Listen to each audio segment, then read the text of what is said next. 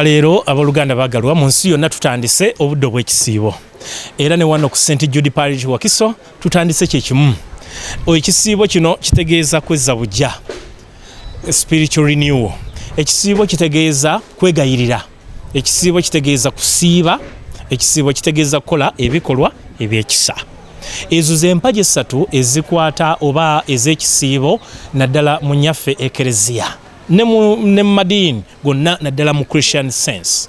Awo nno bwe tuba nga tutandise ekisiibo tutandise olutabaalo kubanga tulwanagana ne sitaani bulijjo. Awo nno Yesu atuyamba ne tuddukira gy'ali, Katonda kitaffe n'atusonyiwa. Awo nno bwe tuddukira ew'Omukama okutusonyiwa, naffe tulina okubaako kye tukola nga tusiiba, nga twegayirira, nga tukola ebikolwa ebyekisa eby'okuyamba bannaffe. Era ekisiibo kitegeeza kwetereeza. Gwabadde ayomba ne awaka lekera okuyomba, gwabadde atalika ssente waka kulabirira baana, kulabirira maama waka, lekera kola ekikusuubirwamu. Gwabadde atasasula bakozi bo gwe boosi, lekera kola ekikusuubirwamu. Bannange ekisiibo kitegeeza kwetereeza. Kubanga ffenna nange father nkola ekinsuubirwamu, naawe omusomesa okola ekikusuubirwamu, omuyizi akola ekimusuubirwamu, omukulembeze naawe otuyambe okola ekikusuubirwamu. Kyekisiibo kino we tujja kijjamu amakulu naye nga spiritual sense ey'okusiiba, kwegayirira, kusiiba ate nakola ebikolwa eby'okuyamba bannaffe. Awo nno mbasaba buli omu akole kyasobola ekisaala ye etuuke ew'Omukama. Nga naddala Yona yagenda e Ninivi n'alangirira era n'abagamba mwenenye Omukama antumye, Katonda n'alaba okwenenya kwabwe ne beesiiga evvu. Y'ensonga lwaki mu ekereziya naffe tusiigibwa evvu, ne bambala ebisuna, ne beenenya ne basiiba. Omukama n'asazaamu ekibonerezo ekyali eky'okubaggwira.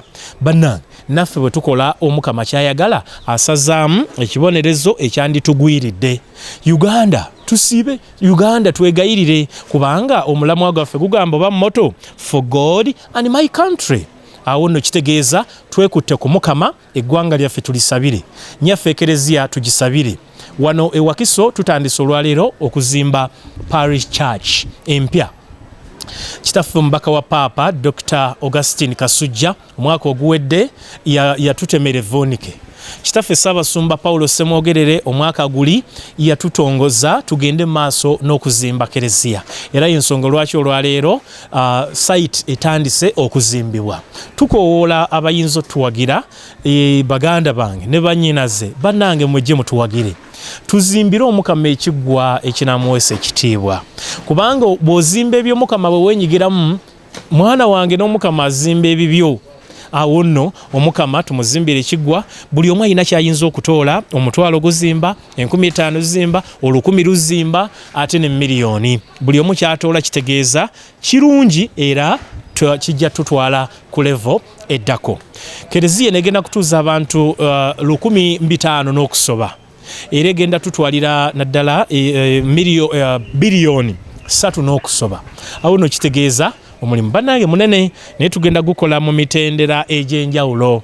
Mbakoowoola Wakiso tusimbudde, ab'e Busiro, ab'e Wakiso, ab'e Nansana, ab'e Buloba, ab'e Naddangira, ab'e Kampala, abaawa yonna mujje mutuwagire tuzimbire Omukama ennyumba enamuweesa ekitiibwa. Mbagaliza ekisiibo ekirungi. Olunaku lwaleero lwa Valentine, lwabagalana. Ani Valentine wo? Ani Valentine wo? Awo nno ekisiibo kino tukiteekeko elementi y'okwagala kubanga Valentine kitegeeza kwagala. Osobola Valentine eno giweereza mukadde wo, osobola giweereza bosi wo ku mulimu, osobola giweereza abaana bo, osobola giweereza omwami wo, osobola giweereza omwagalwa wo, buli omu gw'oyagala akuli ku mutima. Awo nno tusanyuke naye nga tuteeka Yesu mu makkati g'okusanyuka kwaffe.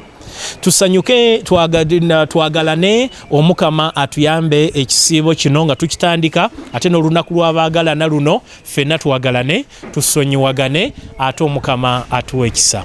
Mbagaliza ebikulu betukuza ebirungi, Omukama abawa omukisa era abawanguze. Father Ronnie Mubiru wane waffe Wakiso, mwebale nnyo.